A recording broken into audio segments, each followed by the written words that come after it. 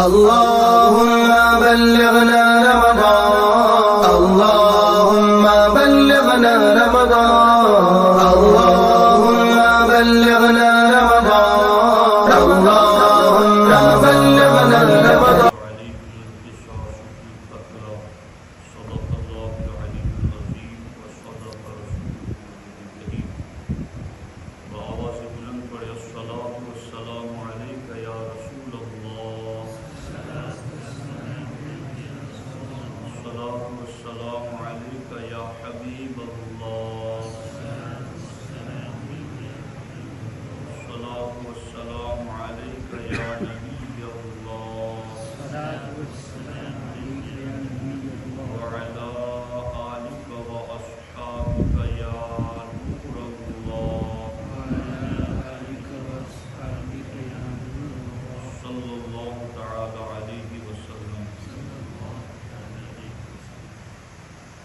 دوستان محترم، آج جو ہم یا ایھا الذین آمنوا والی آیت پر گفتگو کریں گے، اس میں اسلام کی جو قانونی اور اصولی حیثیت ہے اس کو بیان کیا گیا ہے.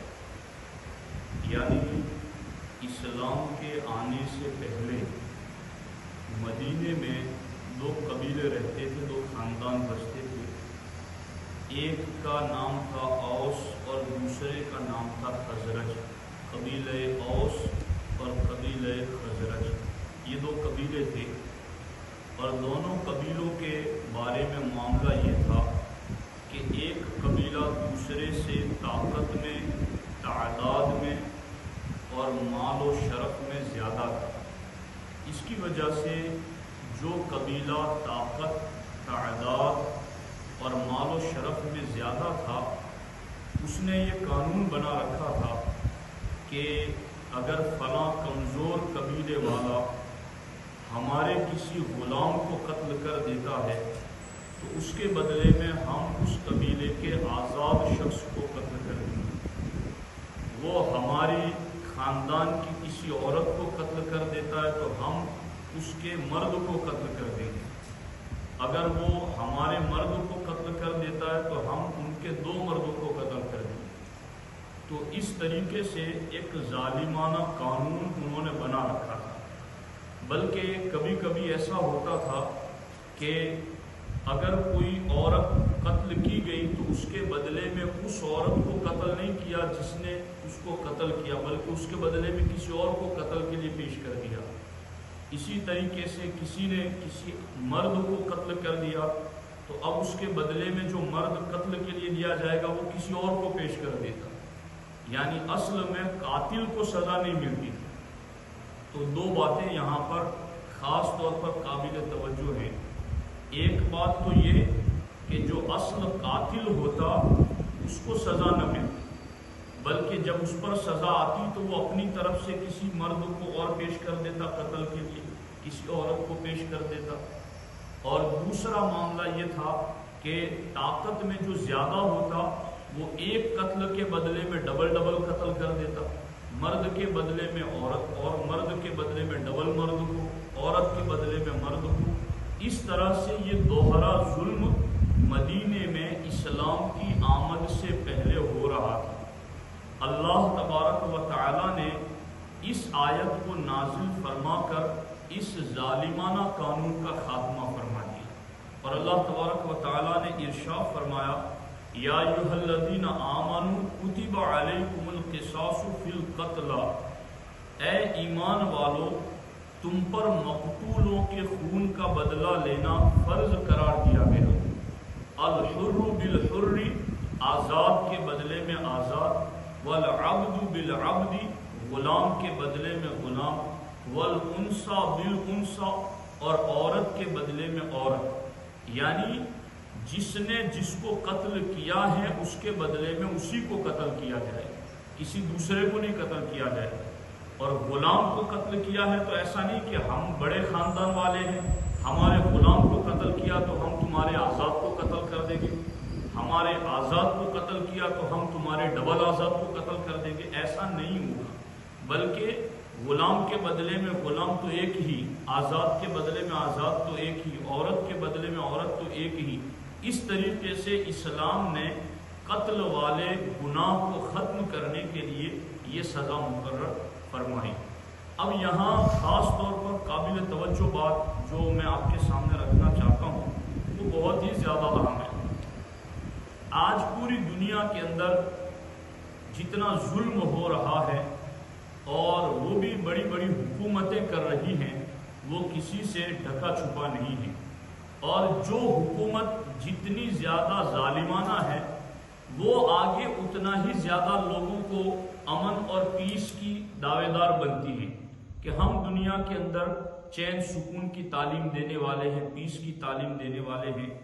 تو اصل میں اس وقت پوری دنیا کے سامنے اسلام کا قانون مساوات، کہ اسلام میں جو قانون عطا کیے گئے ہیں وہ سب کے لیے برابر ہے، امیر ہو اس کے لیے بھی، غریب ہو اس کے لیے بھی، قوم کا امیر طبقہ ہو، قوم کا منصب رکھنے والا طبقہ ہو یا اس کے ماتحت ہو، ہر ایک کے لیے اسلام میں قانون برابر ہے۔ اب اس کو اگر آپ دیکھنا چاہتے ہیں تو میں چند مثالوں سے آپ کے سامنے رکھتا ہوں۔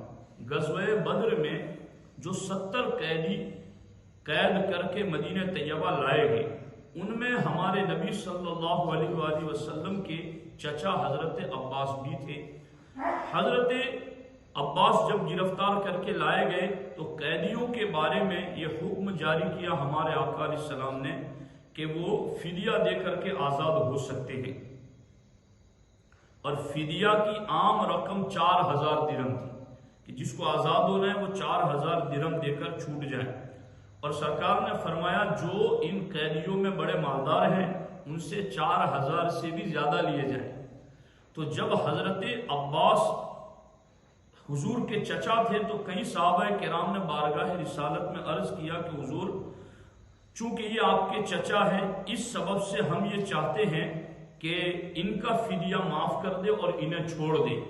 تو اللہ کے رسول علیہ السلام نے ارشاد فرمایا ہرگز نہیں، ایک درہم بھی معاف نہ کیا جائے، بلکہ حضرت عباس قوم کے سردار ہیں، اس لیے ان سے 4000 سے زیادہ درہم وصول کیے جائیں۔ تو آپ دیکھ رہے یہ قانون کی برابری ہے۔ پوری دنیا میں آج جو قانون توڑا جا رہا ہے نا، وہ جتنا بڑا قانون پڑھانے والا ہے وہ اتنا بڑا قانون توڑ رہا ہے۔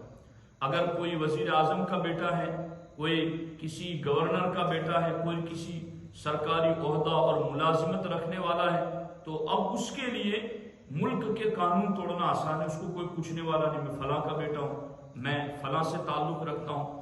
تو اب اسی طریقے سے وہ قانون سب کے لیے برابر نہیں ہے، جس کی وجہ سے ظلم پنپ رہا ہے۔ لیکن اسلام میں قانون کی برابری یہ ہے کہ حضور علیہ السلام کے چچا ہیں، اور صحابہ جو ان کو باندھ کر لے کر آئے وہ خود سامنے سے حضور کو کہہ رہے ہیں کہ حضور آپ کے چچا ہیں، ہم چاہتے ہیں کہ کچھ لیے بغیر انہیں چھوڑ دیا جائے۔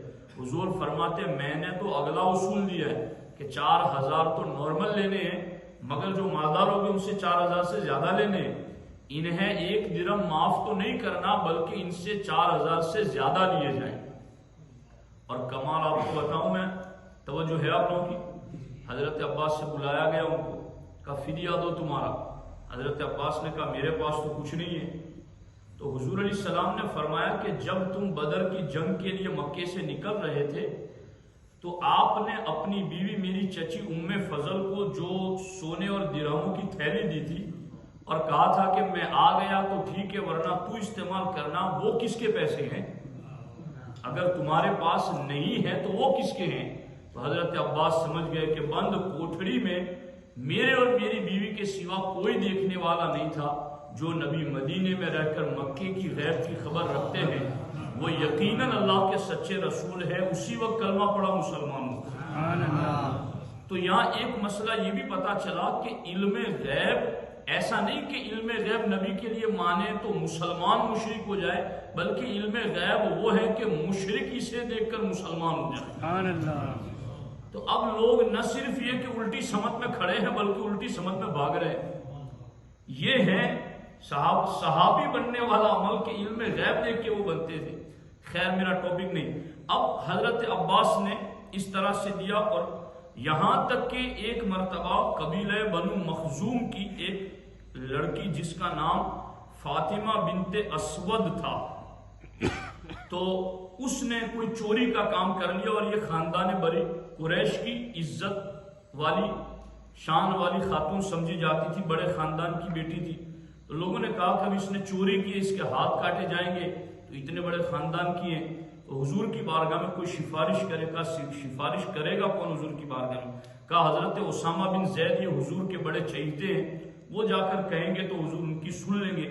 حضرت اسامہ بن زید نے جا کر کے سفارش کی، تو حضور علیہ السلام ناراض ہوئے اور ارشاد فرمایا کہ بنی اسرائیل اسی وجہ سے تباہ ہو گئے کہ وہ غریبوں پر تو بغیر غور و فکر کیے ہوئے قانون نافذ کر دیتے تھے، اور امیر اور سرمایہ داروں سے درگزر کرتے تھے۔ تو یہ تو فاطمہ بنت اسود ہیں، اگر میری بیٹی فاطمہ بنت محمد بھی چوری کرتی تو میں محمد صلی اللہ علیہ وسلم ان کے اوپر بھی قانون نافذ کر دیتا۔ آپ غور فرمائیں، یہ قانون کی برابری ہے جو اللہ کے رسول صلی اللہ علیہ وسلم نے حضرت عباس کے حوالے سے بھی برت کر دکھایا، اور خاتون جنت سیدہ نساء اہل الجنہ سیدہ فاطمہ کا نام لے کر کے بھی قانون کی برتری حضور نے ان کے سامنے بیان کی۔ اسی طریقے سے ایک مثال اور بھی ہے کہ فتح مکہ کے بعد پورا عرب اسلام کے کنٹرول میں آ گیا، مگر طائف رہ گیا۔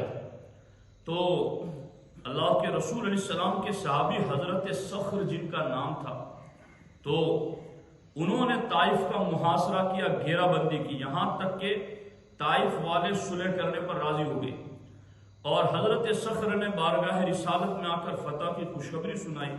فتح کے بعد حضرت مغیرہ بن شعبہ حضور کی خدمت میں آئے اور کہا حضور صخر نے میری پھوپھی کو قبضے میں کر رکھا ہے۔ اب یہ فاتح تھے طائف کے، مگر فتح ہونے کے بعد اب ان کو جو ملا ہے اس کو بھی واپس لیا جا رہا ہے۔ دیکھو قانون، دیکھو کہ اگرچہ انہوں نے پورا علاقہ فتح کر لیا، اتنا بڑا کام کیا، مگر جو اصول میں آئے گا تو فاتح سے بھی وصول کیا جائے گا۔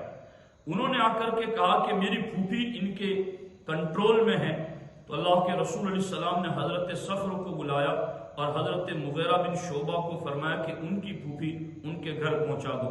تو انہوں نے سر تسلیم خم کر دیا اور فوراً ان کو آزاد کرتے ہوئے پہنچا دیا۔ ابھی ایک معاملہ ختم ہوا تھا کہ قبیلہ بنو سلیم کے لوگ بھی آئے اور انہوں نے کہا حضور ہم جس زمانے میں ہم کافر تھے اس زمانے میں صخر نے ہمارا ایک چشمہ تھا، پانی کا تالاب تھا، اس پر انہوں نے قبضہ کر لیا، اب تو ہم مسلمان ہو چکے ہیں، تو حضور وہ چشمہ کو واپس دلا دیا جائے۔ سرکار نے انہیں بلایا حضرت صخر کو اور بلا کر ان سے ارشاد فرمایا کہ ان کا چشمہ جو تمہارے پاس ہے وہ انہیں واپس کر دیا جائے۔ یہ فاتح تھے اور فتح کی بنیاد پر ان کو بس یہ دو چیزیں ملی تھی، اور وہ دو چیزیں بھی سرکار نے کہا کہ واپس کر دیا جائے، تو صحابی رسول نے ایک لمحے کے لیے بھی تردد اور توقف نہیں کیا۔ ادھر حضور نے کہا آمنا صدقنا، حضور آپ نے کہا ہم مان گئے، دینے کے لیے تیار ہوئے۔ یہاں تک کہ قانون کی برابری کا معاملہ تو یہاں تک ہے، اللہ اکبر، کہ ہمارے آقا حضور سید المرسلین صلی اللہ علیہ وسلم کا بذات خود ایک معاملہ کہ بدر کی جنگ کے موقع پر اللہ کے رسول علیہ السلام صفوں کو برابر کر رہے تھے۔ اس وقت ایک صحابی صف سے باہر نکل آئے تو اللہ کے رسول علیہ السلام نے اپنی چھڑی یعنی لکڑی سے ان کے سینے پر مار کر کہا صف میں سیدھے کھڑے رہو۔ تو بعد میں انہوں نے حضور علیہ السلام کی خدمت میں عرض کیا کہ حضور مجھے بدلہ چاہیے، آپ نے مجھے چھڑی ماری تھی، مجھے تکلیف ہوئی ہے، تو مجھے قصاص چاہیے، بدلہ چاہیے۔ تو اللہ کے رسول علیہ السلام سید المرسلین ہیں، اس کے باوجود اپنے سینے سے کپڑا ہٹا دیا اور کہا جیسے میں نے تمہیں لکڑی کا کچوکا لگایا تھا تم بھی لگا لو۔ وہ صحابی آگے بڑھے اور حضور کے سینے کو چومنا شروع کر دیا۔ تو سرکار نے فرمایا تم تو بدلہ لینے کی بات کر رہے، کہا حضور یہ جنگ کا میدان گرم ہے، پتہ نہیں میں واپس آؤں نہ آؤں، بس یہ تو ایک ہیلا تھا اپنا جسم آپ کے جسم سے ملانے کا۔ حضور میں لیکن سرکار نے تو اپنے آپ کو پیش کر دیا نا۔ تو یہ قانون کی برابری اور مساوات، میں حضرت قانون کی بات ہو اور عمر کی بات نہ ہو، تو قانون کو جو جلا حضرت عمر نے دی ہے وہ ان کی منفرد شان ہے۔ حضرت عمر فاروق اعظم اور حضرت ابی بن کعب، ان دونوں کا کوئی مسئلہ ہو گیا تو حضرت عمر نے یہ مقدمہ دائر کیا حضرت زید بن ثابت کی بارگاہ میں، حالانکہ اس وقت حضرت عمر خود امیر المومنین تھی، خلیفۃ المسلمین تھی، مگر معاملہ خود ان کا مسئلہ آ گیا تو اب وہ خود حضرت زید بن ثابت کے یہاں پیش ہو گئے۔ حضرت ابی بن کعب نے جا کر کے دعویٰ کیا تو دونوں جب حضرت ابی بن کعب کے پاس اپنا مسئلہ لے کر کے گئے تو حضرت زید کے پاس گئے، حضرت ابی بن کعب اور حضرت عمر دونوں حضرت زید کے پاس گئے تو حضرت زید امیر المومنین سمجھ کر ان کے استقبال میں کھڑے ہو گئے اور کھڑے ہو کر کے کہا کہ امیر المومنین آپ یہاں آئے۔ تو حضرت عمر نے کہا زید میں اس وقت فریق بن کر آیا ہوں، یہ تم نے پہلی غلطی کی ہے، تمہارے اوپر لازم تھا کہ دونوں فریقوں کو اکٹھے سامنے بٹھا دیں۔ یہ کہہ کر حضرت عمر سامنے حضرت ابی بن کعب کے ساتھ بیٹھ گئے۔ اس کے بعد بات ہوئی تو حضرت ابی بن کعب سے کہا گیا کہ تم جو دعویٰ کرتے اس پر دلیل دو، تو ان کے پاس دلیل نہیں تھی تو حضرت عمر سے کہا کہ ان کے پاس دلیل نہیں ہے، تم قسم کھاؤ، چونکہ حدیث پاک کے یہ اصول ہیں البینۃ علی المدعی والیمین علی من انکر، کہ جو دعویٰ کرنے والا ہے وہ دلیل دے، اس کے پاس دلیل نہ ہو تو جو انکار کرنے والا ہے وہ قسم کھائے۔ تو حضرت عمر کے ذمے قسم آئی تو حضرت زید نے حضرت ابی بن کعب سے درخواست کی کہ یہ امیر المومنین ہیں، مسلمانوں کے والی ہیں، انہیں قسم سے بڑی ذمہ رکھو، ان کو قسم لازم نہ کرو۔ حضرت عمر پھر غضب نہ ہو اور کہا مجھے لگتا ہے کہ زید تم قضا کے اہل نہیں ہو، کہ تم نے اس وقت جس وقت میں فیصلے کے لیے آیا ہوں تم نے میرا منصب دیکھ کر کے یہ کیوں کہا کہ مجھے قسم سے بری ذمہ کیا جائے، میں جس بات پر ہوں میں اس کے لیے قسم کے لیے تیار ہوں، اور آپ نے قسم اٹھائی۔